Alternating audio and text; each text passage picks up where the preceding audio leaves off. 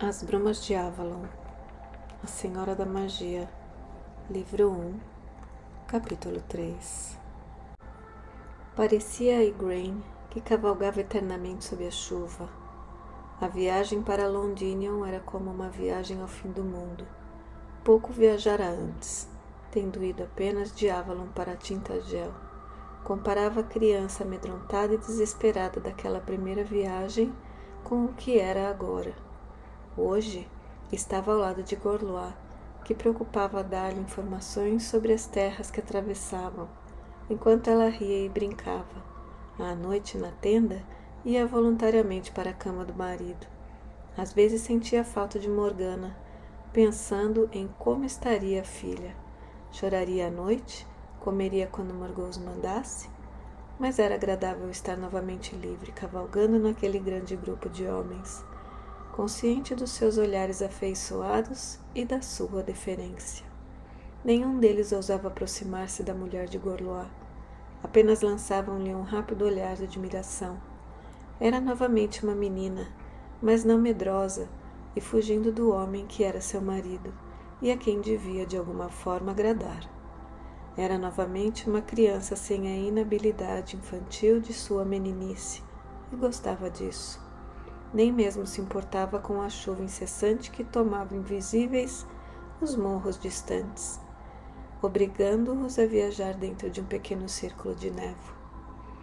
Poderíamos perder-nos nesta bruma, indo parar no reino das fadas, e não voltar nunca mais a este mundo, onde o agonizante Ambrósio e o ambicioso Uther planejam a salvação da Bretanha contra os selvagens.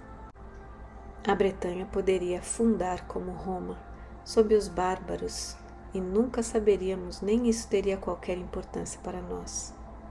Está cansada, Igraine? A voz de Gorlois era suave e preocupada. Realmente, ele não era o ogro que lhe havia parecido naqueles primeiros dias aterrorizantes há 4 anos. Agora era apenas um homem que começava a envelhecer, com cabelos e barba grisalhos, embora se barbeasse cuidadosamente ao estilo romano, marcado pelos anos de lutas e comovedoramente empenhado em lhe ser agradável.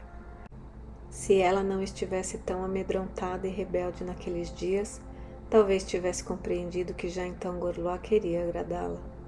Não havia sido cruel com ela, como lhe parecera. Apenas parecia saber pouco dos corpos femininos e de como usá-los.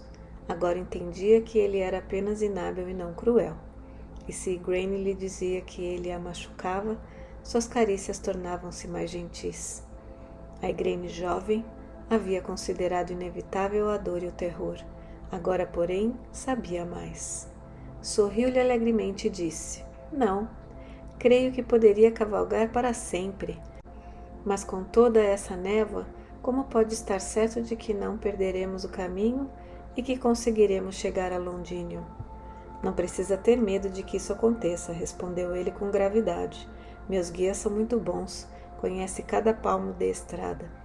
E antes do anoitecer, estaremos naquela velha estrada romana que conduz ao coração da cidade.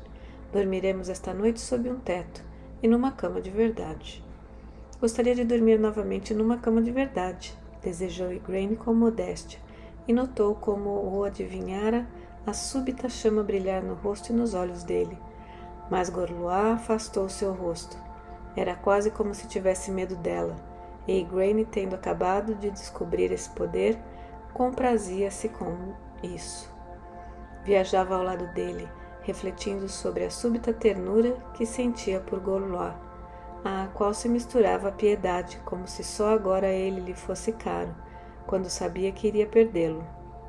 De uma forma ou de outra, estava certa de que seus dias ao lado dele estavam contados, e lembrava-se das circunstâncias em que soubera disso. Havia chegado um mensageiro avisando o retorno do marido. Gorlois mandara um de seus homens com os olhos suspeitosos que vasculhavam tudo, dizendo silenciosamente a Igraine que se fosse casado com uma mulher jovem teria chegado sem advertência esperando surpreender alguma coisa errada ou estranha. Igraine, sabendo que nada tinha a temer, que o administrador era competente e que sua cozinha estava em ordem, não tomou conhecimento dos olhares inquisitivos que o recebeu bem. Que interrogasse os criados, se o desejasse, pois saberia que, com exceção da irmã e de Merlin, não recebera hóspedes em Tintagel. Quando o mensageiro partiu, Igraine, voltando-se para atravessar o pátio, parou, como se uma sombra houvesse caído sobre ela em plena luz do sol, tomada de um medo sem causa, e naquele momento viu Gorlois, e imaginou onde estariam seu cavalo e seu exséquito. Ele parecia mais magro e mais velho, e por um momento quase não o reconheceu, o rosto abatido e cansado. Havia em sua face um corte de espada que ela não se lembrava. Meu marido! Exclamou. Gorlois! E então, espantada com o sofrimento indizível no rosto dele, esqueceu o medo e os anos de ressentimento. Correu ao seu encontro e falou como teria falado à filha. Oh, meu querido, o que lhe aconteceu? O que lhe trouxe aqui assim, sozinho, desarmado? Está doente? Está... E parou, a voz morrendo entre os ecos. Ali não havia ninguém, apenas a luz das nuvens, o mar e as sombras, e o eco de sua própria voz. Tentou durante o resto do dia tranquilizar-se pensando que era apenas um aviso, como o que recebera a chegada de Viviane, mas sabia que não. Gorlois não tinha visão, não a teria usado nem teria acreditado nela se tivesse. O que ela vira e sabia, embora nunca lhe houvesse acontecido nada assim antes, era o duplo do seu marido, sua sombra, e a precursora de sua morte.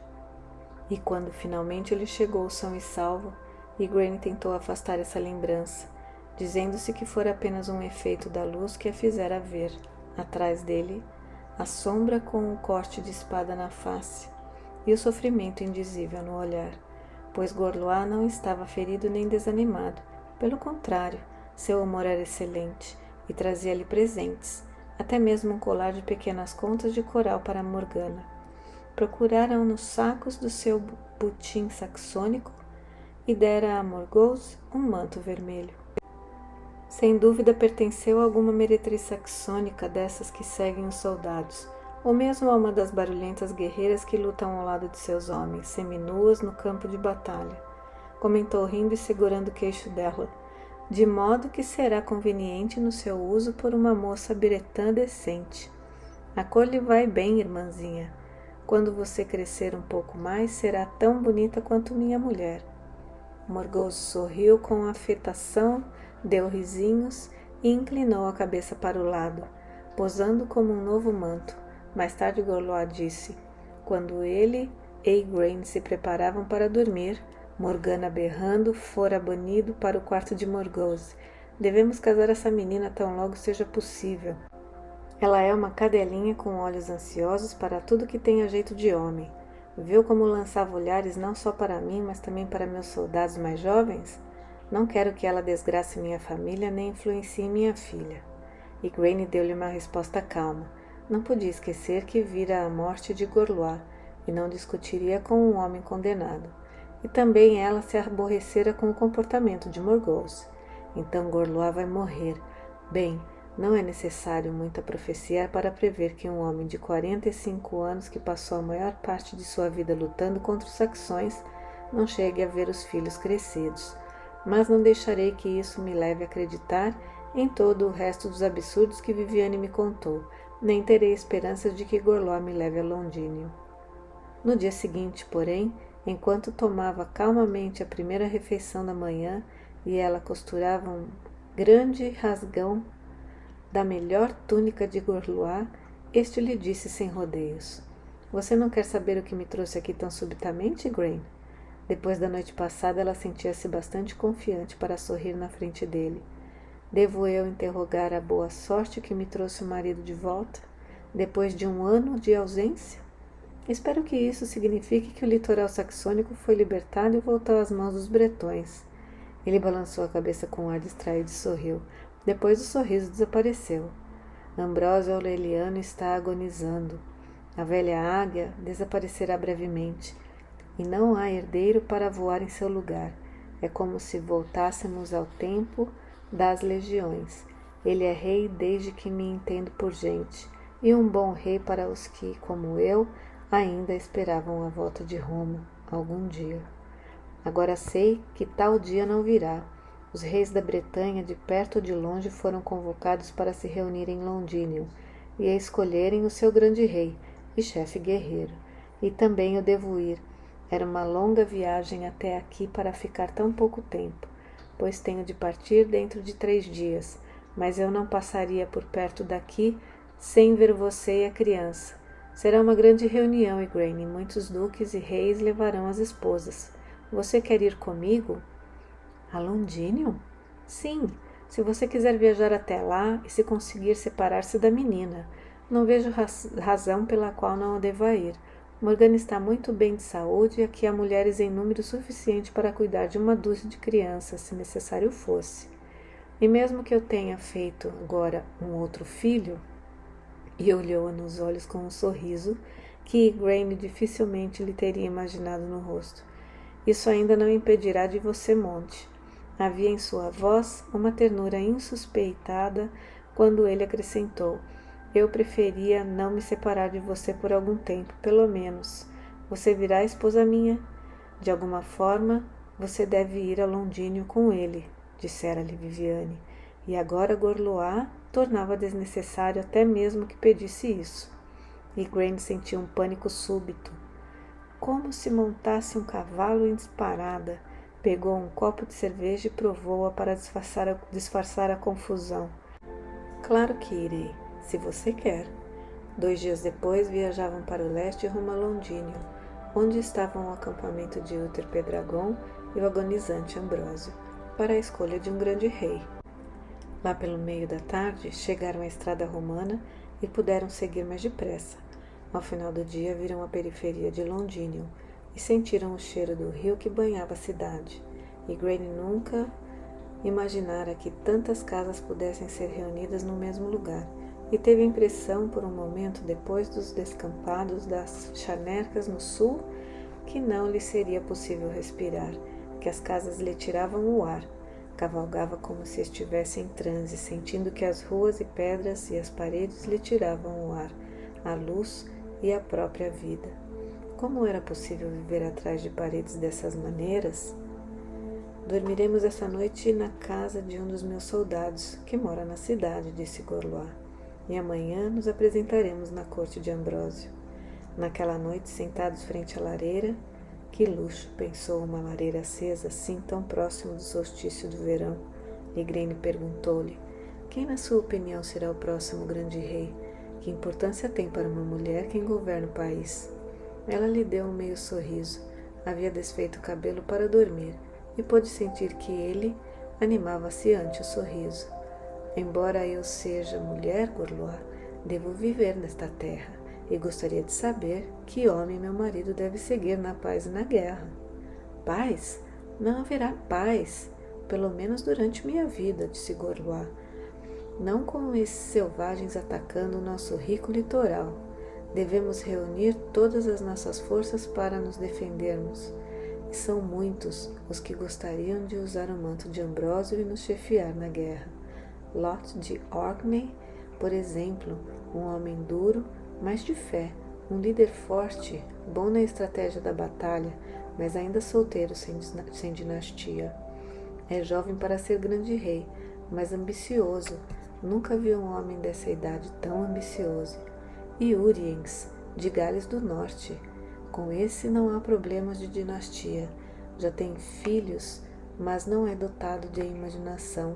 Quer fazer tudo o que já foi feito. Diz que funcionou uma vez e funcionará novamente. E desconfio que não é um bom cristão. Qual seria a sua escolha? Ninguém, respondeu ele com um suspiro. Acompanhei Ambrósio toda a minha vida e seguirei o homem que for por ele escolhido. É uma questão de honra e Uther é o homem de Ambrósio. É isso, simplesmente. Não que eu goste de Uther. É um lascivo, com dezenas de filhos bastardos. Nenhuma mulher está a salvo junto dele. Vai à missa porque o exército vai e porque é o que tem que fazer. Seria melhor que fosse um pagão sincero do que um cristão pelas vantagens que isso lhe dá. Não obstante, você o apoia. Ah, claro, ele tem como soldado qualidades suficientes para um César. Os homens o acompanharão até o inferno se for preciso. Ele não poupa esforços para ser popular com o exército. Você sabe como é andar pelo acampamento, provar a comida para ver se está boa, perdendo um dia que poderia ser de folga para conseguir a dispensa de um velho veterano sem dentes, dormindo nos acampamentos com os soldados antes de uma batalha. Os homens morreriam por ele, e morrem. E Uther tem inteligência e imaginação. Conseguiu fazer a paz com as tropas de tratado e trazê-las para lutar ao nosso lado, no outono passado. Para mim, porém, ele pensa um pouco demais, como saxão, sabe? Sabe como funciona a cabeça deles. Sim, eu o apoiarei, o que não quer dizer que goste dele. E Igraine, ouvindo, admitiu que Gorlois revelara mais sobre si mesmo do que sobre os outros candidatos a grande rei. Finalmente disse: Você nunca pensou... Você é duque da Cornualha, e Ambrósio lhe dá valor. Não poderia ser escolhido rei? Acredite, Igraine, eu não desejo a coroa. Você tem vontade de ser rainha? Não me recusaria, respondeu, lembrando-se da profecia de Merlin. Você diz isso porque é muito jovem para saber o que significa, sorriu Gorlois. Você gostaria realmente de governar um reino, como deve governar os seus servos em Tintagel, tendo todos à sua disposição? Houve uma época quando eu era mais jovem, mas não quero passar o resto da minha vida na guerra.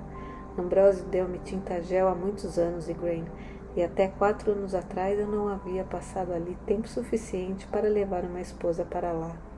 Defenderei essas praias como uma espada enquanto puder, mas quero um filho para brincar com minha filha e algum tempo para viver em paz, pescando desde as rochas, caçando e sentando-me ao sol para ver os camponeses trazerem suas colheitas, e quero tempo, talvez, para acertar minhas contas com Deus, para que Ele me perdoe tudo o que tive que fazer na vida como soldado. Mas mesmo quando houver paz neste país, o grande rei não terá tranquilidade, pois quando os inimigos deixarem nosso litoral, aí então seus amigos começarão a brigar, ainda que seja apenas pela sua preferência. Não haverá coroa para mim, e quando você tiver a minha idade, alegrar-se-á com isso. Igraine sentiu os olhos arderem enquanto Gorlois falava. Então esse soldado duro, o homem sombrio que ela havia temido, agora se sentia bastante à vontade com ela para revelar alguns dos seus desejos. De todo o coração desejou que ele pudesse ter seus últimos anos ao sol como queria, com os filhos brincando à sua volta. Mas mesmo ali, à luz oscilante do fogo, podia ver a sombra pressága do destino que o seguia. Pode ser a minha imaginação. Deixei que as palavras de Merlin me fizessem imaginar tolices, pensou ela, e quando Gorlois bocejou e espreguiçou-se, dizendo estar cansado da viagem, ela ajudou-o a tirar as roupas. Dormiu mal na cama estranha, dando voltas e agitando-se enquanto ouvia a respiração tranquila do marido. De vez em quando, ele estendia a mão à procura dela no sono, e Igraine acalmava-o, acalentando-o ao peito, como teria feito com sua filha. Talvez, pensou ela, Merlin e a senhora estivessem atemorizados pelas suas próprias sombras. Talvez Gorlois tenha tempo ainda de envelhecer ao sol. Talvez, antes de dormir, ele tivesse realmente plantado em seu ventre a semente do filho que eles disseram que nunca teria. Quase ao amanhecer, Igraine mergulhou num sono inquieto, sonhando com um mundo na bruma, a costa da ilha sagrada afastando-se cada vez mais entre as névoas. Parecia-lhe estar remando numa barca, grávida e cansada, buscando a ilha de Avalon, onde a deusa com o rosto de Viviane estava à sua espera para perguntar como se saíra da missão que lhe fora confiada. E embora o litoral lhe fosse familiar, com bosques de macieiras que haviam crescido junto das praias, quando ela vinha ao templo, um crucifixo fora colocado no templo do sonho, e um coro de monjas vestidas de negro, de monjas cristãs, cantava um de seus hinos lamentosos, e quando ela começou a correr, procurando a irmã por toda parte, O som dos sinos da igreja lhe afogava os gritos. Acordou com um gemido abafado, o grito de quem dorme, e sentou-se ouvindo sinos de igreja por toda a tarde. Gorlois sentou-se na cama ao lado dela. É a igreja em que Ambrósio vai à missa. Vista-se depressa, Igraine, e iremos juntos. Quando enrolava um cinto de seda por cima da roupa de linho, um criado estranho bateu à porta pedindo para falar com a senhora Igraine, esposa do duque da Cornualha. Igraine dirigiu-se à porta e pareceu-lhe reconhecer o homem, que lhe fez uma reverência. Recordou-se então de que o vira há muitos anos remando a barca de Viviane. Isso lhe trouxe à memória o sonho e sentiu um frio por dentro. Sua irmã manda-lhe isto, da parte de Merlin, e pede-lhe que o use, e lembre-se apenas de sua promessa, e entregou-lhe um pequeno objeto envolto em seda. — O que é isso, Igraine? Perguntou Gorlois, de sobrancelhas franzidas e aproximando-se. — Quem lhe está mandando um presente? Você conhece o mensageiro? É um dos homens da minha irmã, da ilha de Avalon, respondeu Igraine, desembrulhando o objeto. Mas Gorlois disse secamente: minha mulher não recebe presentes de mensageiros que me são desconhecidos, e arrancou das mãos dela. Igraine abriu a boca indignada, e toda sua ternura por Gorlois desapareceu de um só golpe. Como ousava ele? Ora, é a pedra azul que você usava quando nos casamos, disse ele, a testa franzida. Será isso uma promessa? Como a sua irmã, se foi realmente ela quem mandou, tinha a pedra consigo? Recuperando rapidamente a presença de espírito, Igraine mentiu-lhe deliberadamente pela primeira vez. Quando minha irmã me visitou, dei-lhe a pedra e a corrente para consertar o fecho. Ela conhece um ourives em Avalon, que é melhor do que qualquer ourives da Cornualha. E a promessa de que ela falava é a de que me cuide melhor de minhas joias, já que sou agora uma mulher feita, e não uma criança descuidada que não sabe zelar pelas coisas preciosas. Posso ficar com meu colar, meu marido meu? Ele entregou-lhe a pedra azul, ainda com o senho carregado. Tenho o ourives a meu serviço, que o teria consertado para você, sem lhe fazer o sermão de que sua irmã não tem mais o direito. Viviane é muito pretensiosa, ela pode ser ocupado o lugar de sua mãe. Mas agora você já não está sob os seus cuidados. Deve esforçar-se para ser mais senhora de si, a menos dependente de sua antiga casa. Ora, agora recebi 2 sermões, amuou-se Igraine, colocando o colar no pescoço. Um de minha irmã, outro de meu marido, como se eu fosse realmente uma criança mal educada. Sobre a cabeça de Gorlois, ela parecia poder ver ainda a sombra da morte, o duplo temido dos que vão morrer. Sentiu então o súbito lampejo de uma esperança apaixonada de que ele não a tivesse engravidado, de que não trouxesse em si o filho de um homem condenado. Sentiu um frio de gelo. Vamos, Igraine, apressou-se, estendendo a mão para afagar-lhe os cabelos. Não fique aborrecida. Procurarei lembrar que você é uma mulher feita de 19 anos, e não apenas uma criança de 15. Vamos, devemos estar preparados para ir à missa do rei, e os padres não gostam que se entre e saia depois da iniciada cerimônia. A igreja era pequena, feita de taipa, e as lâmpadas do seu interior brilhavam contra uma umidade fria. Igraine sentiu-se satisfeita com seu grosso manto de lã. Gorlois murmurou-lhe que o padre de cabelos brancos, venerável como um druida, era o sacerdote de Ambrósio, que acompanhava o exército, e que a missa era em ação de graças pela volta do rei. E o rei está aqui? Ele está entrando na igreja. Dirige-se para aquele lugar ali, em frente do altar.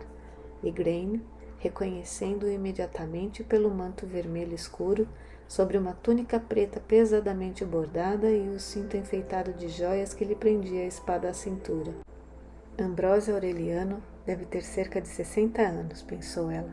Alto, magro, barbeado à maneira romana, mas curvado, caminhando com um passo cuidadoso, como se tivesse algum ferimento interno. Outrora talvez tivesse sido belo, agora seu rosto estava enrugado e amarelo, o bigode quase todo grisalho e o cabelo encanecido. Ao seu lado estavam 2 ou 3 conselheiros, ou outros reis, Ela queria saber quem eram, mas o padre, vendo o rei entrar, começou a ler o seu grande livro. E Igraine mordeu o lábio e ficou calado ouvindo o serviço, que ainda agora, depois de 4 anos de instrução pelo padre Columba, não compreendia perfeitamente nem se interessava por compreender. Sabia ser indelicado olhar à volta na igreja como um menino camponês, mas sob o capuz de seu manto procurou ver alguns dos homens que cercavam o rei. Um deles parecia ser Uriens, de Gales do Norte, e um homem ricamente vestido, esbelto e belo, cabelo curto cortado ao estilo romano à altura do queixo. Ficou imaginando se seria Uther, companheiro e herdeiro presuntivo de Ambrósio. Ele ficou atento ao lado do rei durante todo o prolongado serviço, e quando o idoso monarca tropeçou, o homem moreno e esbelto ofereceu-lhe o braço. Olhava atentamente para o padre, mas Igraine, que era capaz de ler o pensamento dos outros em seus rostos, sabia que não estava realmente ouvindo o padre nem a missa, mas que seus pensamentos voltavam-se interiormente para outras coisas. Ele levantou a cabeça uma vez e olhou diretamente para Gorlois, e seu olhar cruzou rapidamente com o de Igraine. Tinha olhos escuros, sob sobrancelhas também negras e espessas, e Igraine sentiu imediatamente um arrepio de repulsa. Se aquele homem era Uther, decidiu nada queria com ele. Viver ao seu lado seria um preço demasiado caro a pagar pela coroa. Devia ser mais velho do que aparentava, pois certamente não teria mais do que 25 anos.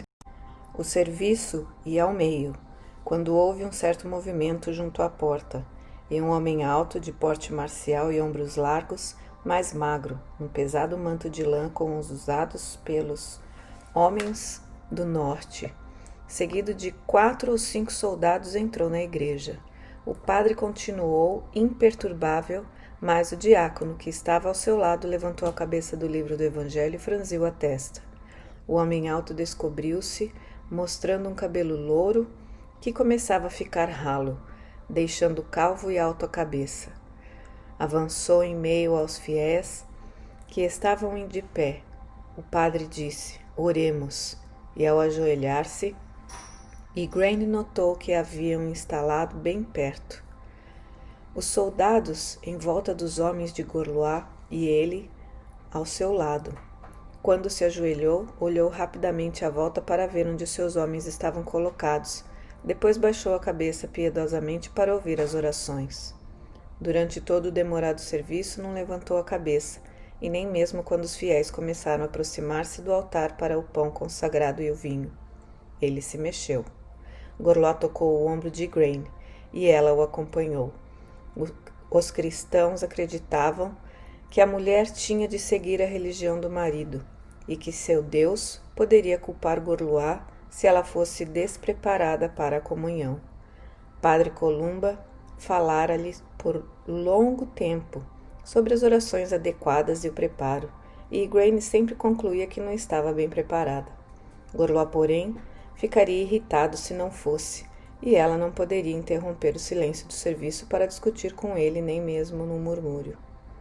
Ao voltar ao seu lugar, os dentes embotados pelo pão grosseiro e a acidez do vinho num estômago vazio, viu o homem alto levantar a cabeça.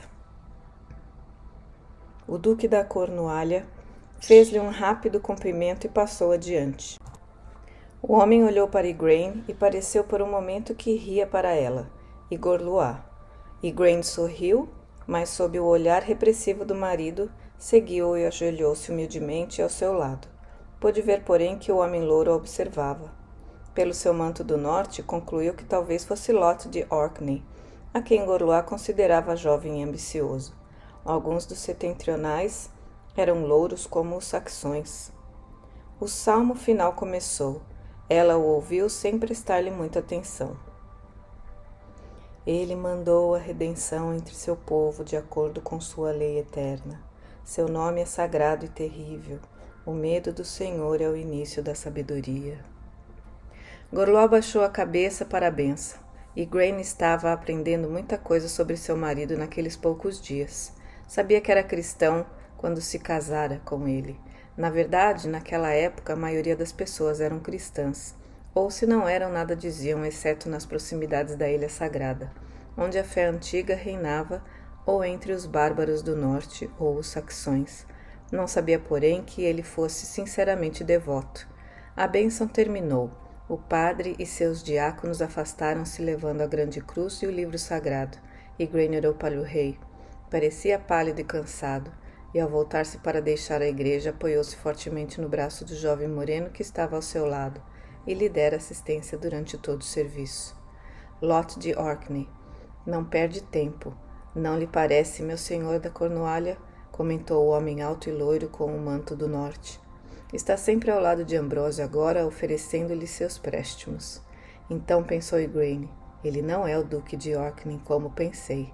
O duque resmungou num assentimento. Sua esposa, Gorlois? Relutando e com uma certa secura, o marido apresentou-os. Igraine, minha querida, este é o nosso duque de guerra Uther, e quem as tribos chamam de Pendagron, devido ao seu estandarte. Ela fez-lhe uma reverência surpresa. Uther Pendragon, esse homem desajeitado, louro como um saxão, era esse o cortesão que deveria substituir Ambrósio? Esse homem pretensioso que barulhentamente perturbara a Santa Missa? Uther olhava fixamente, não como Igraine compreendeu, para seu rosto, mas para o ponto um pouco mais abaixo, e imaginando se não teria derramado o vinho da comunhão em sua roupa. Igraine percebeu que ele olhava para a pedra da lua que trazia sobre o manto, e ficou imaginando se seria a primeira vez que via tal pedra. Gorlois também percebeu-lhe a direção do olhar, e disse: Quero apresentar minha mulher ao rei. Muito bom dia para o senhor, meu duque. E partiu sem esperar a despedida de Uther. Quando se afastou, avisou: Não gostei da maneira pela qual ele olhou para você, Igraine. Uther não é homem em qualquer mulher decente deva conhecer. Evite-o. Ele não estava olhando para mim, meu senhor marido, mas para a joia que uso. Tê-la-ia cobiçado? Ele cobiça tudo, atalhou Gorlois secamente. Caminharam tão depressa que os finos sapatos de Igraine tropeçavam nas pedras da rua e alcançaram o grupo real. Cercado de padres e conselheiros, Ambrósio parecia-se com qualquer velho doente que fora em jejum à missa e que desejava então a sua primeira refeição e um lugar para sentar-se. Caminhava com uma das mãos ao lado do corpo, como se sentisse alguma dor, mas sorriu para o duque com cordialidade sincera, e Igraine compreendeu porque toda a Bretanha suspendera suas dissensões para servir a este homem e expulsar os saxões da sua terra. Senhor, voltou tão depressa da Cornualha? Não esperava vê-lo aqui antes do conselho, ou mesmo ainda uma vez neste mundo, exclamou o rei.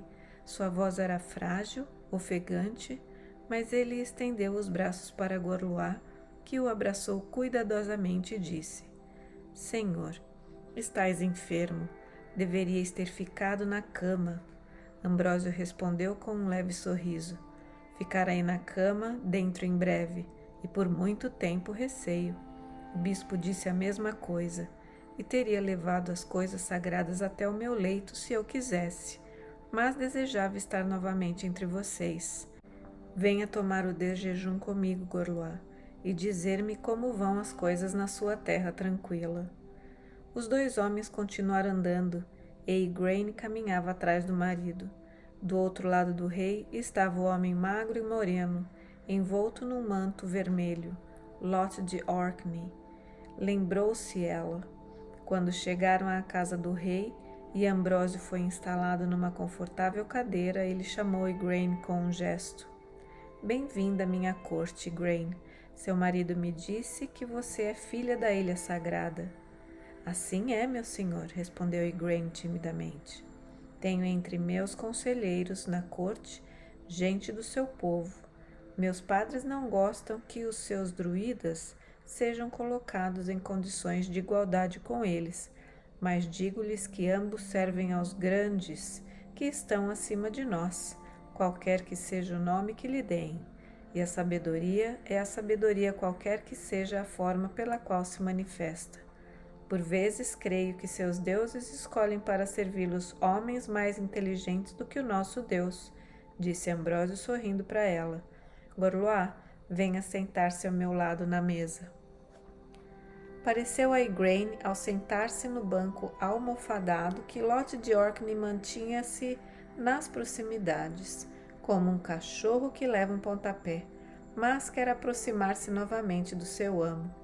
Se Ambrósio tinha à sua volta homens que o amavam muito bem, mas gostaria Lot realmente do rei? Ou só desejava ficar perto do trono para que o poder deste se refletisse sobre ele? Observou que Ambrósio, embora insistisse cortesmente com os seus convidados para que se servissem do fino pão de trigo e do mel e peixe fresco postos à sua mesa, comeu apenas pedaços de pão molhados no leite. Notou também as leves manchas amarelas no branco dos seus olhos. Gorlois dissera que Ambrósio estava agonizante, e Igraine vira muitos homens próximos da morte e sabia serem verdadeiramente as palavras do marido, e as frases de Ambrósio mostravam que tinha consciência disso. Recebi informações de que os saxões celebraram um tratado, mataram um cavalo e juraram sobre seu sangue, ou qualquer coisa igualmente tola, como os nortistas, contou o rei, e a luta pode estender-se à Cornualha desta vez. Uriens, você talvez tenha de comandar os nossos exércitos no oeste, você e Uther, que conhece os montes galeses como conhece o punho de sua espada. A guerra pode chegar até a sua pacífica região, Gorlois. Mas você está protegido como nós no norte pela costa e pelos rochedos abaixo de suas terras, opinou Lot de Orkney com voz macia.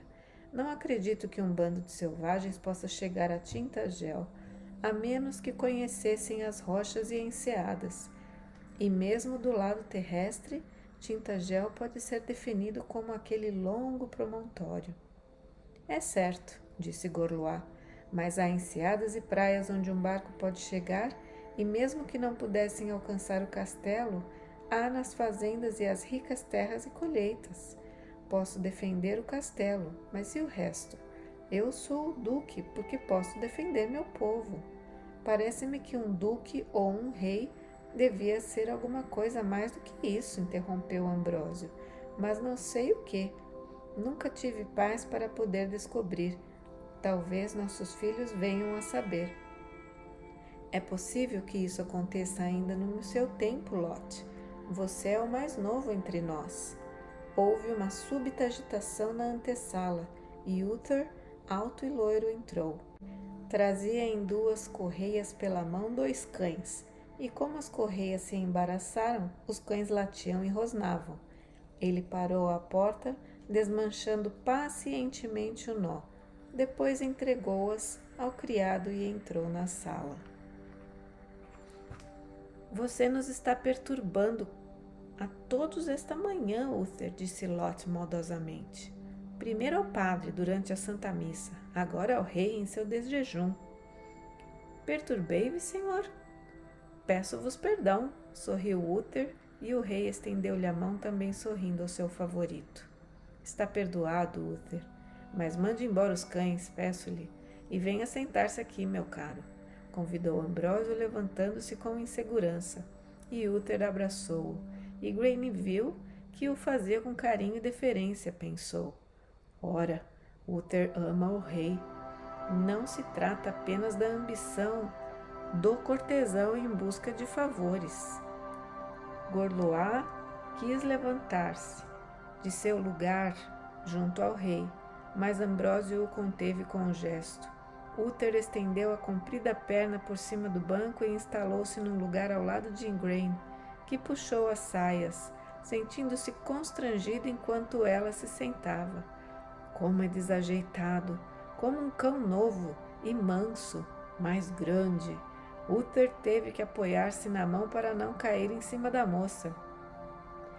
Perdoe minha falta de jeito, senhora, pediu ele sorrindo. Sou grande demais para sentar no seu colo. Contra a própria vontade, Igraine sorriu-lhe. Até seus cães são muito grandes para isso, meu senhor Uther. Serviu-se de pão e peixe, oferecendo-lhe o mel enquanto o retirava da jarra, com uma colher, e Grain recusou delicadamente. Não gosto de coisas doces. Não precisa delas, senhora, respondeu Uther, e ela notou que voltava a olhar para o seu peito.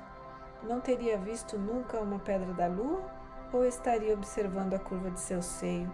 Teve de repente a consciência aguda de seus seios já não eram tão altos e firmes como antes de ter amamentado Morgana.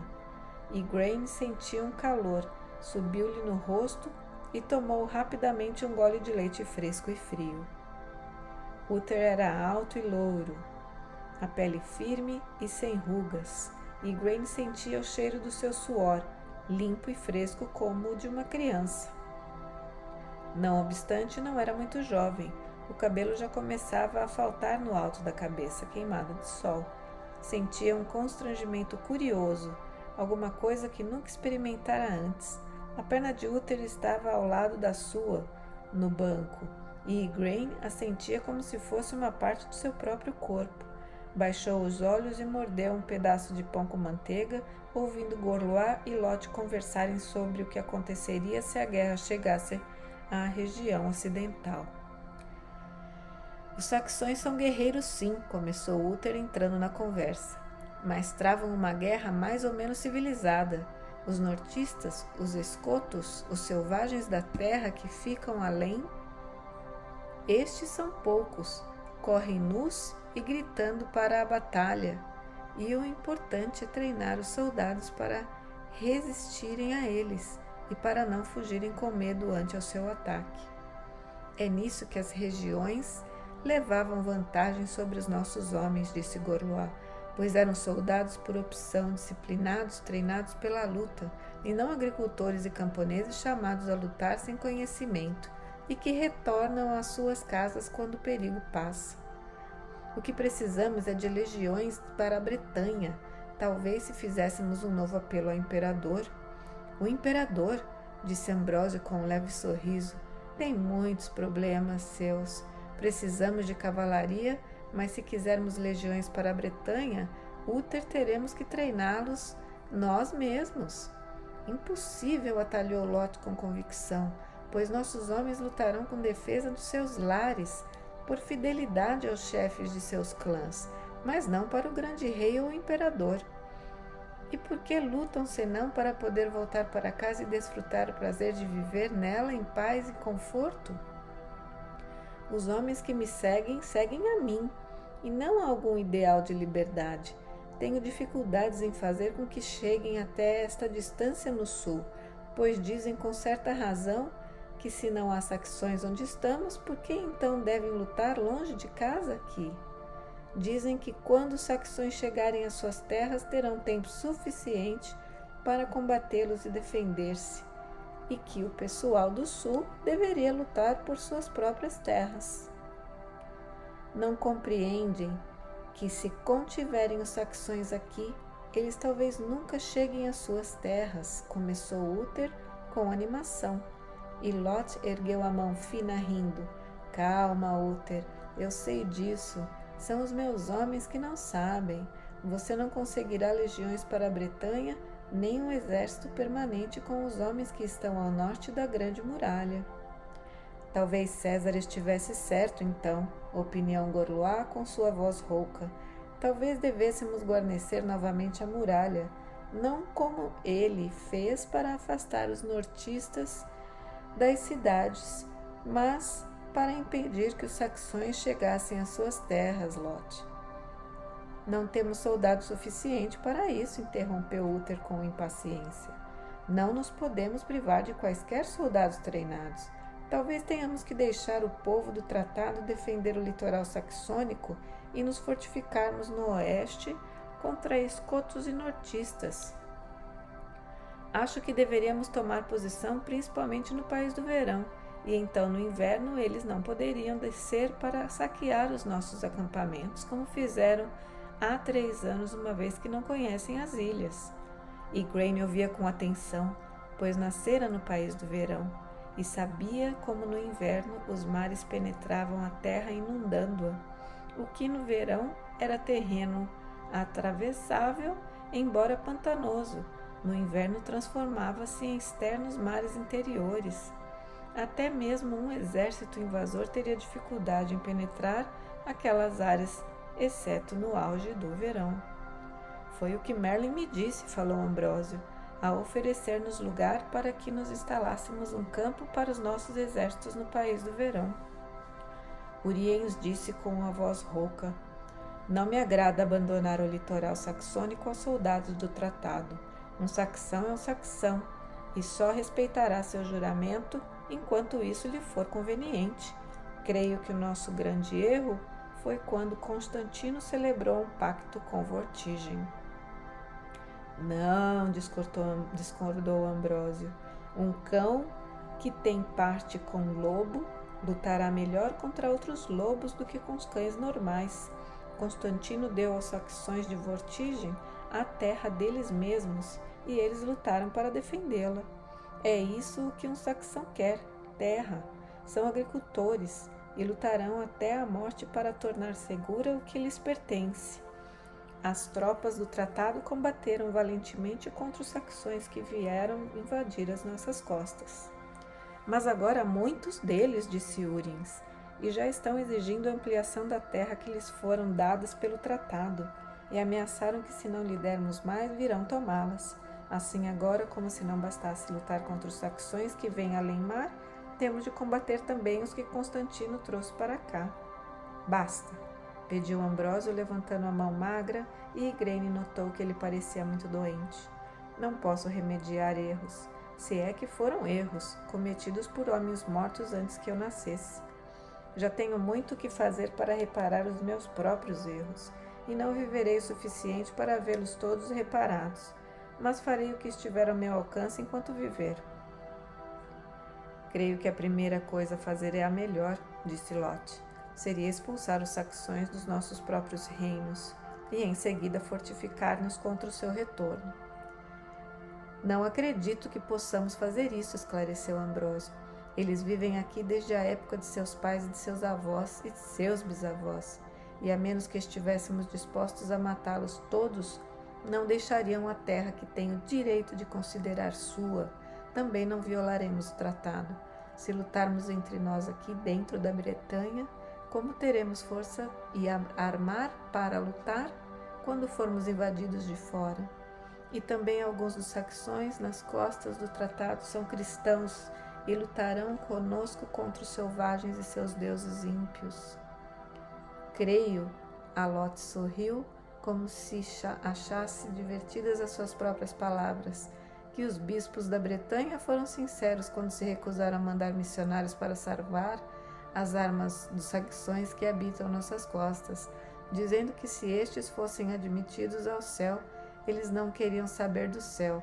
Já temos problema suficiente com os saxões nesta terra, e teremos que enfrentar o seu comportamento grosseiro também no céu. Parece-me que o senhor se engana quanto à natureza do céu, interrompeu uma voz familiar. E Igraine experimentou uma sensação estranha de um vazio dentro do peito. Olhou para a extremidade da mesa para o homem que falara, e que usava um manto cinzento simples como o de um monge. Não teria reconhecido Merlin nesses trajes, mas sua voz seria identificada em qualquer lugar. O senhor acha que as brigas e imperfeições da humanidade serão transferidas para o céu, Lot? Ora, quanto a isso jamais conversarei com alguém que tivesse visitado o céu, respondeu Lot. Nem o senhor, creio, Merlin, mas fala com sabedoria de um padre. Tomou as ordens sacras em sua velhice, meu senhor? Merlin sorriu e continuou. Eu tenho uma coisa em comum com os seus padres. Passei muito tempo tentando separar as coisas do homem daquelas que pertencem ao divino. E quando consegui, constatei que não havia muita diferença. Aqui na Terra não podemos ver isso, mas quando tivermos deixado este corpo, saberemos mais. E saberemos que nossas discordâncias não fazem diferença nenhuma para Deus.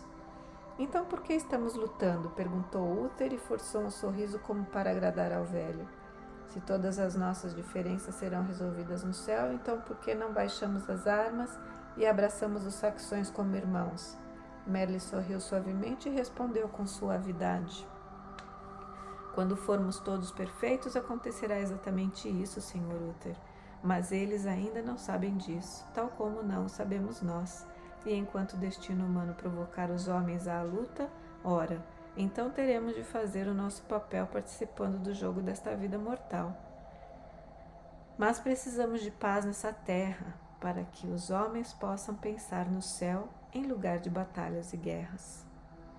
Não tenho muito gosto em ficar sentado pensando no céu, meu velho, riu Uther. Deixo isso para o Senhor e os outros sacerdotes. Sou um homem de luta, sempre o fui, e quero passar minha vida na guerra como compete a um homem e não a um monge. Tenho cuidado com o que deseja, permitiu Merlin, olhando fixamente para Uther, pois os deuses certamente satisfarão seus desejos. Não quero ficar velho pensando no céu e na paz, disse Uther, pois essas coisas me parecem muito monótonas. Quero a guerra, o saque, as mulheres, sim, as mulheres, e os padres não aprovam essas coisas. Ora, então você não é muito melhor do que os saxões, não será assim, Uther? Perguntou Gorlois. São os seus padres mesmo que dizem que devemos amar os nossos inimigos, Gorlois. Riu-se ele, inclinando-se por cima de Igraine para bater cordialmente nas costas de Gorlois. E eu amo o saxão, pois ele me dá o que quero da vida, e vocês também deviam amá-lo, pois quando temos paz por pouco tempo, podemos desfrutar de festas e mulheres, e em seguida voltar à luta, como convém os homens de verdade. Você acredita que as mulheres se interessam por homens que querem ficar sentados junto à lareira e cultivar as suas terras? Você acha que a sua bela esposa aqui seria feliz com um agricultor, como é feliz com um duque e líder de homens? Você é ainda muito jovem para dizer isso, Uther. Quando tiver minha idade, também estará cansado da guerra, falou Gorlois com moderação. Uther deu um sorriso e indagou. Estás cansado da guerra, meu senhor Ambrósio? Ambrósio sorriu, mas parecia muito cansado. Não teria importância se eu tivesse cansado da guerra, Uther, pois Deus escolheu, em sua sabedoria, mandar-me a guerra durante toda a minha vida, e portanto assim será, de acordo com a sua vontade. Talvez que no seu tempo, ou nos dias dos nossos filhos, tenhamos paz suficiente para nos perguntarmos por que estamos lutando. Lot de Orkney interrompeu com sua voz suave e equívoca. Ora, somos todos filósofos aqui, meu senhor Merlin, meu rei, e até mesmo você, Uther, tornou-se filósofo. Mas nada disso nos diz o que devemos fazer contra os selvagens que nos atacam do leste e do oeste, e os saxões de nossas próprias costas. Creio que todos sabemos que não teremos ajuda de Roma. Se quisermos legiões, teremos que formá-las. E creio que precisaremos também de um César nosso, pois assim como os soldados precisam de capitães e de um rei, assim também os reis dessa ilha precisam de alguém para governar acima deles. Por que precisamos de chamar de César, nosso grande rei, ou considerá-lo como tal? Perguntou um homem que Igraine ouvira ser chamado de Ectório. Os Césares governaram a Bretanha muito bem no passado, mas podemos ver hoje a falha fatal de um império assim. Quando há problemas em sua cidade imperial, eles retiram as suas legiões e nos deixam entregues aos bárbaros, até mesmo Magno Máximo. Ele não era um imperador, e Ambrósio sorriu. Magno Máximo quis ser imperador, quando comandava as legiões aqui. É uma ambição comum num duque de guerra. Igraine viu o sorriso rápido que ele deu a Uther. Por isso, ele levou suas legiões e marchou sobre Roma, desejando ser proclamado imperador. Não teria sido o primeiro nem o último a agir assim com o apoio do exército. Mas nunca chegou a Roma, e todas as suas ambições deram em nada, com exceção de algumas belas histórias em seus montes galazes. Uther, eles ainda falam de Magno o Grande, que virá com sua espada gigantesca à frente de suas legiões para libertá-los de todos os invasores. Ainda, disse Uther rindo, Eles o fizeram personagem de lenda imemorial sobre o rei que era, e o rei que virá novamente para salvar seu povo, quando houver grande necessidade. Ora, se pudesse encontrar uma espada assim, eu mesmo iria aos montes de minha terra e formaria quantas legiões quisesse. Talvez seja disso que precisamos, concordou Hectório sombriamente, de um rei vindo da lenda, que, se o rei vier, não será difícil encontrar a espada.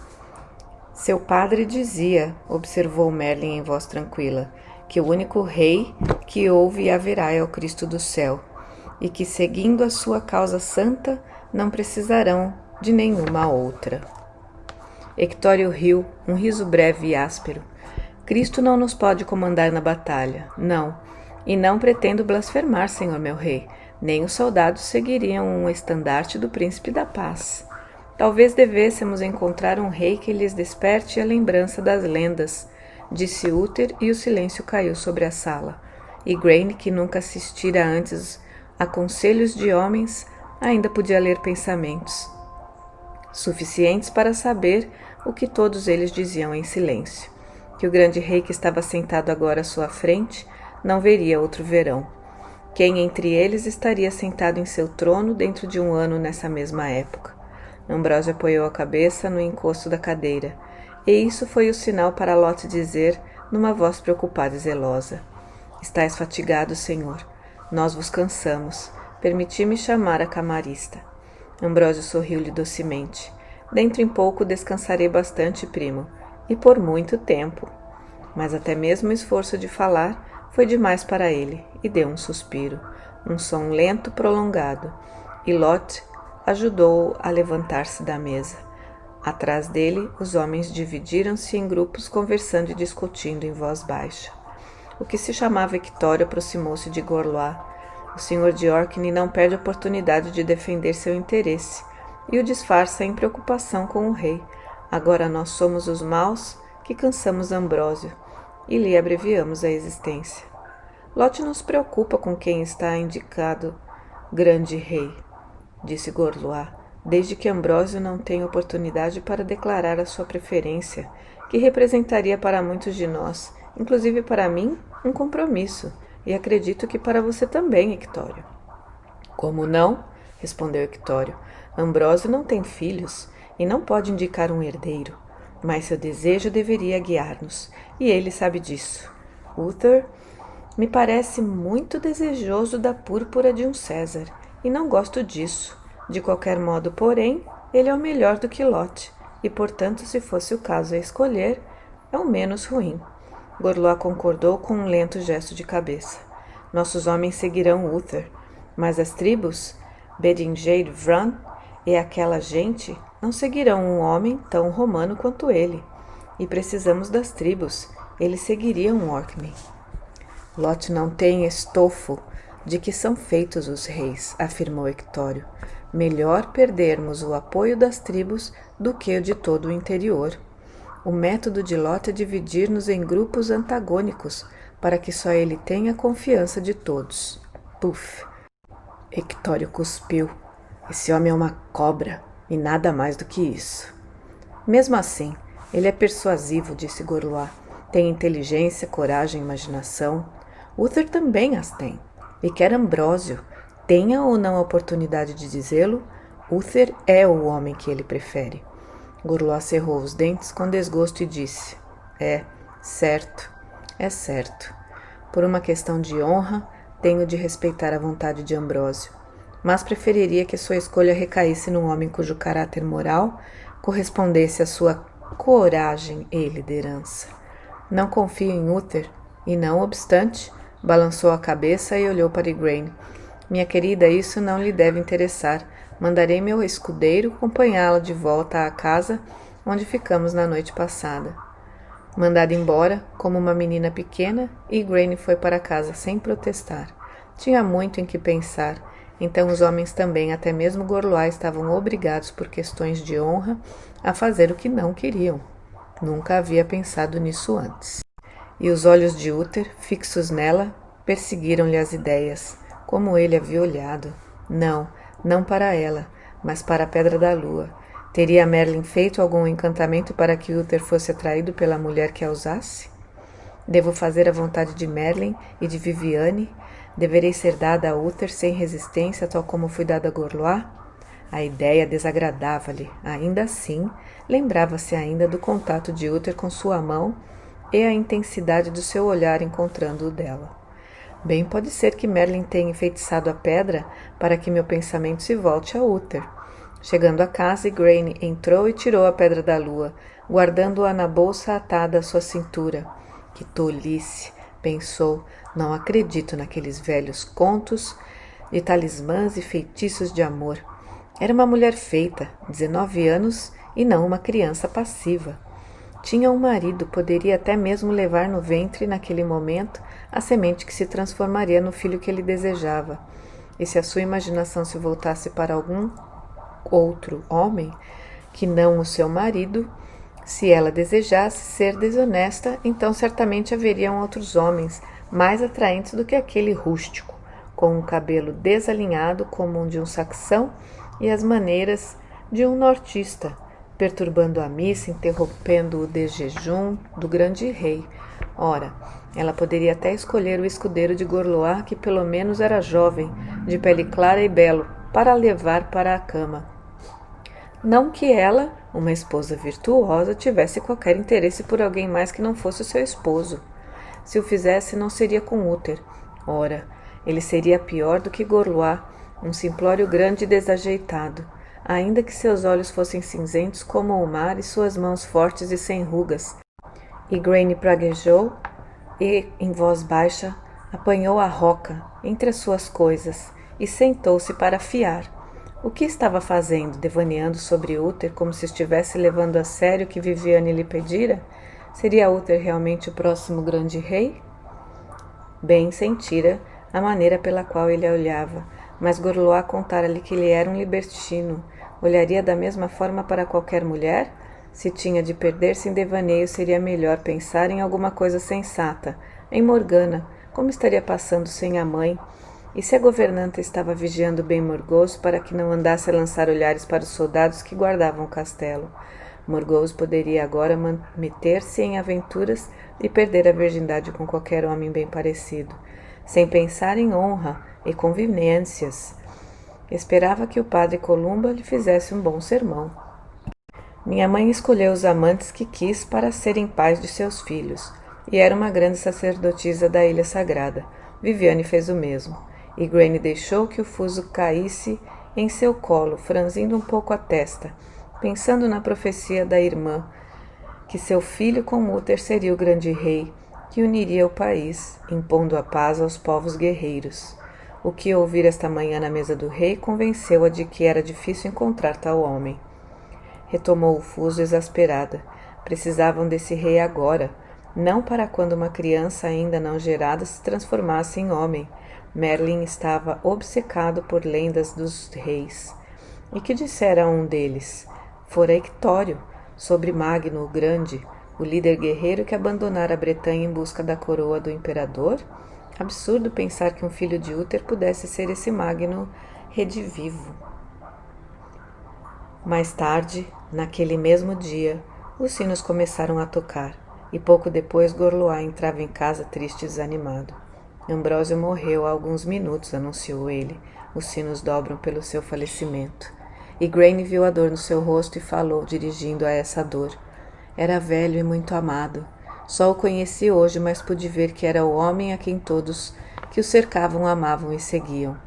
Gorlois suspirou profundamente. É verdade, e não temos ninguém assim para substituí-lo. Ele desaparece e nos deixa sem chefe. Eu o amava, Igraine, e detestava vê-lo sofrer.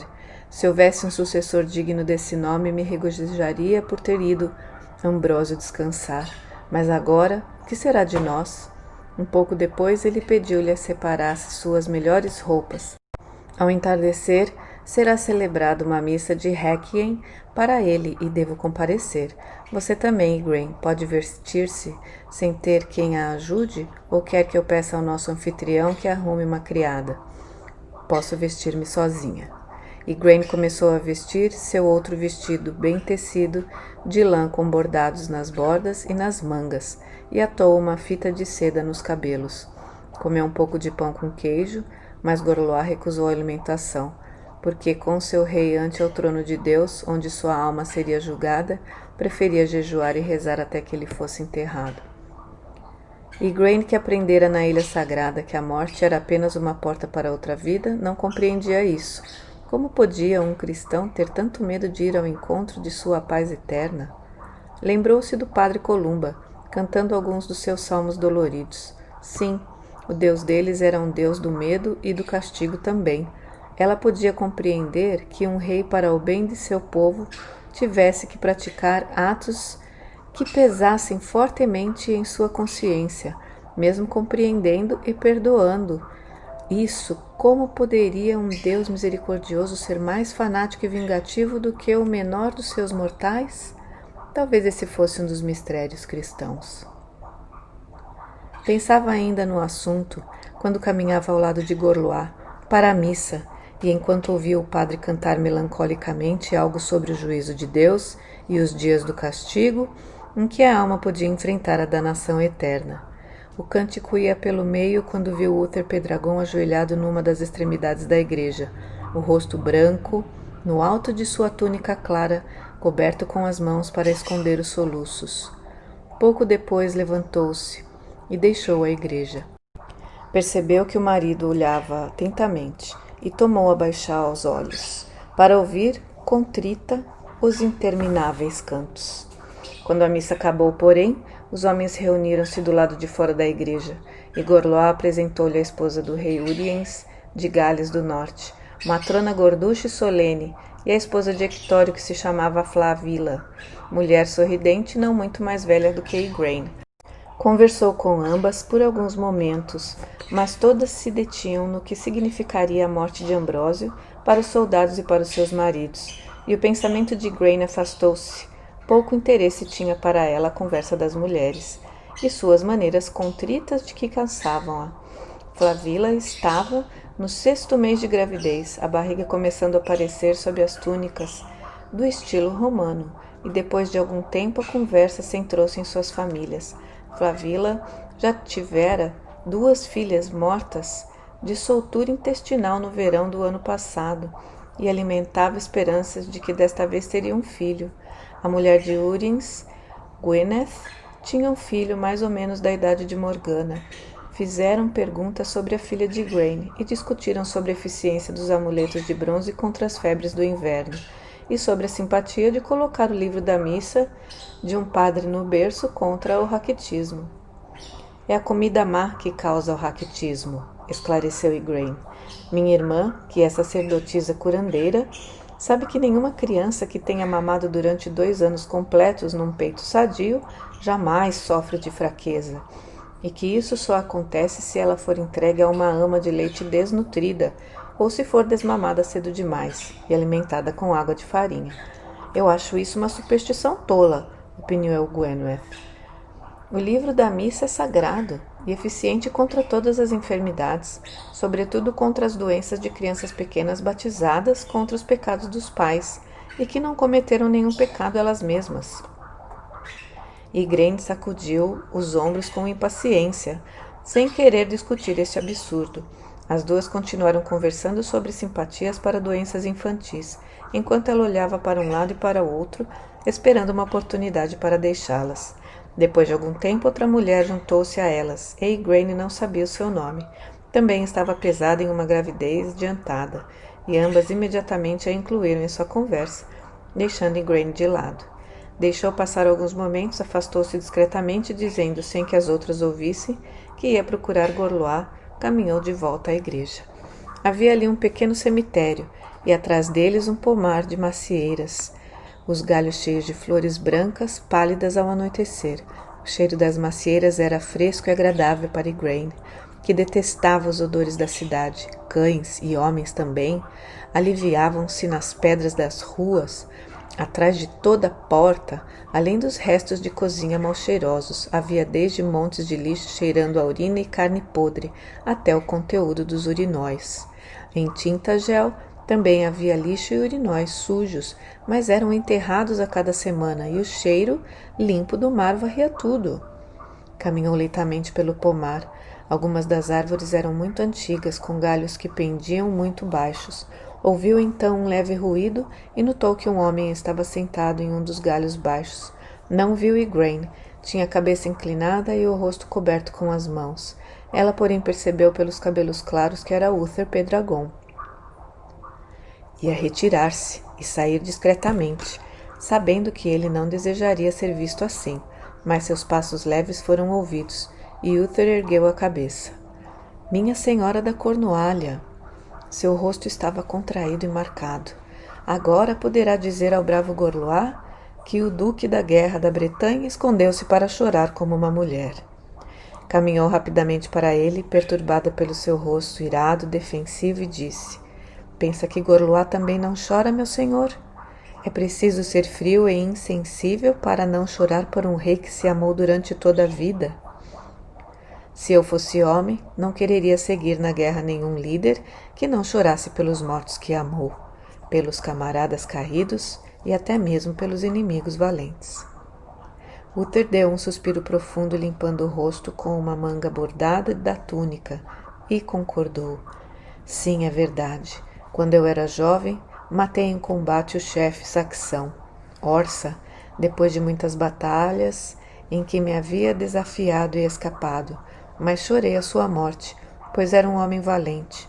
Embora fosse um saxão, lamentei que tivéssemos de ser inimigos, e não irmãos e amigos. Entretanto, nos anos que decorreram desde então, passei a considerar-me muito velho para chorar pelo que não tem remédio. Não obstante, quando ouvi o padre falar de julgamento e danação eterna ante o trono de Deus, lembrei-me de como Ambrósio era bom e religioso, como amava e temia a Deus, e era sempre generoso em atos de bondade e honradez. Esse Deus me parece por vezes demasiado exigente, e quase desejo poder ouvir sem risco de danação os sábios druidas que não falam de julgamento, mas sim daquilo que o homem atrai para si mesmo por sua maneira de viver. Se o bispo fala a verdade, Ambrósio está agora nas chamas do inferno, de onde só será redimido no fim do mundo. Eu pouco sei dos céus, mas gostaria de poder pensar que é lá que o meu rei descansa. Igraine estendeu a mão para ele. Não me parece que os sacerdotes do Cristo saibam mais sobre o que acontece após a morte do que qualquer outro mortal. Só os deuses sabem. Eles nos dizem na ilha sagrada, aonde fui criada, que a morte sempre é porta para uma nova vida e uma sabedoria maior. E embora eu não conhecesse bem Ambrósio, prefiro pensar que agora ele está aos pés de Deus, aprendendo a verdadeira sabedoria. Que Deus sábio condenaria um homem ao inferno por sua ignorância em lugar de esclarecê-lo melhor após a vida. Sentiu a mão de Uther tocar a sua, e ele disse em meio à escuridão: Sim, deve ser sim, tal como disse o apóstolo deles. Agora vejo como um vidro obscuramente, mas depois eu verei face a face. Talvez não saibamos nem mesmo os padres o que acontecerá depois da morte. Se Deus é onisciente, por que devemos imaginar que seja menos misericordioso do que os homens? Pelo que dizem, Cristo nos foi mandado para mostrar o amor de Deus e não o seu julgamento. Ficaram em silêncio, sentados por algum tempo. Depois Uther perguntou-lhe: Onde aprendeu essa sabedoria, Igraine? Temos mulheres santas em nossas igrejas, mas não são cansadas, nem se misturam conosco pecadores. Nasci na ilha de Avalon, onde minha mãe era sacerdotisa no grande templo. Avalon, disse ele. Fica no Mar do Verão, não é? Você estava no conselho esta manhã e sabe que teremos de ir para lá. Merlin prometeu levar-me ao rei Leodegrance, que apresentar-me à sua corte, mas, se Lot de York me impuser sua vontade, Uriens e eu voltaremos para Gales, como cães uivando, com o rabo entre as pernas, ou lutaremos ao seu lado, e lhe prestaremos homenagem, o que eu só farei quando o sol nascer nas costas ocidentais da Irlanda. Gorlois acredita que o senhor será o próximo grande rei, e Igraine deu-se conta de repente, surpresa, de que estava sentada num galho de árvore com o próprio grande rei da Bretanha, falando sobre religião e questões de Estado. Uther também teve a mesma sensação. Ela pôde senti-lo pelo tom de sua voz quando disse: Nunca pensei que viria a falar desses assuntos com a esposa do Duque da Cornualha. O senhor realmente acredita que as mulheres não saibam sobre questões de Estado?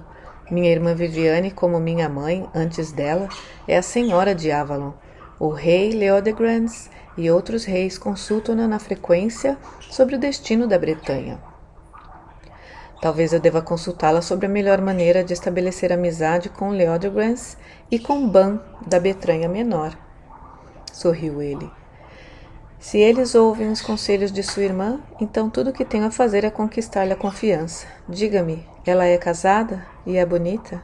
Ela é sacerdotisa, e as sacerdotisas da grande mãe não se podem casar nem celebrar aliança com nenhum homem mortal, respondeu Igraine rindo. Elas pertencem apenas aos deuses. Lembrou-se então que Viviane lhe dissera e que esse homem sentado no galho de árvore ao seu lado fazia parte da profecia. Contraiu-se temerosa de que fizera. Estaria caminhando voluntariamente para a armadilha que Viviane Merlin lhe havia preparado? O que foi, Igraine? Tem frio? Tem medo da guerra? Perguntou Uther. Igraine respondeu com a primeira coisa que lhe veio à cabeça. Estive conversando com as esposas de Urim e Ictório, e elas não parecem interessar-se muito por assuntos de Estado. Creio que talvez seja por isso que Gorlois não acredita que eu possa conhecê-los também. Uther riu. Conheço as damas Flavilla e Gwyneth, que realmente deixam tudo a cargo dos maridos, exceto fiar, tecer, ter filhos e outras atividades próprias para mulheres. Não tem interesse por essas coisas ou é tão jovem quanto aparenta. Quase jovem demais para ser casada, quanto mais para ter filhos, com os quais se preocupar. Sou casada há 4 anos e tenho uma filha de 3. Invejo Gorlois por isso. Todo homem quer ter filhos para herdeiros. Se Ambrósio tivesse um filho, não estaríamos agora nessa agitação. Ora, continuou Uther com um riso, não gosto de pensar no que acontecerá que a Bretanha, se aquele sapo do Orkney for grande rei, ou Uriens, que acha possível resolver tudo mandando um mensageiro a Roma. Interrompeu-se num soluço. Dizem que tenho ambição de ser grande rei, mas abandonaria todas as ambições para que Ambrósio estivesse sentado neste galho de árvore conosco, ou mesmo um filho dele, para ser coloado naquela igreja esta noite. Ambrósio receava o que poderia acontecer depois de sua morte. No inverno passado ele quase morreu, mas quis continuar vivo, na esperança de nos fazer chegar a um acordo sobre quem deveria suceder-lhe. Como é possível que não tivesse filhos? Teve filhos 2 rapazes, um foi morto, um por facção, chamava-se Constantino, com o rei que converteu esta ilha. O outro morreu de uma febre devastadora, quando tinha apenas 12 anos. Ambrósio afirmou muitas vezes que eu me havia transformado no filho que desejava. Enterrou novamente o rosto nas mãos chorando. Ele não teria feito também seu herdeiro, mas os outros reis não deixaram. Seguiram-me como duque de guerra, mas tinham ciúme da minha influência. Lote que o diabo leve era o pior. Não por ambição, Igraine, juro, mas para terminar o que Ambrósio deixou inacabado. Creio que todos sabem disso, disse ela, afagando-lhe a mão.